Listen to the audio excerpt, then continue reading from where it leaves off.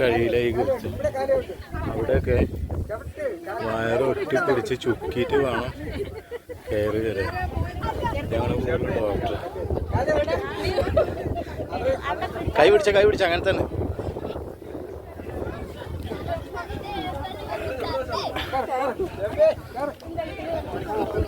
ആളുകൾ കയറി വരുന്നുണ്ടല്ലേ. ഇത് ഏകദേശം എത്ര അടി ആയിട്ടുണ്ടാവും വെച്ചാൽ ഇതാണ് എന്താ മല? മുരുത്തമല. ശ്രീനാരായണ ഗുരുദേവൻ തപസ്സിരുന്ന മലയാണ്. ഇതൊക്കെ പാറകളാണ്.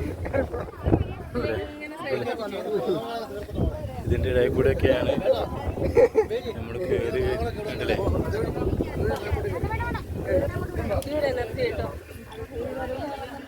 പിന്നെ തീർച്ചയായിട്ടും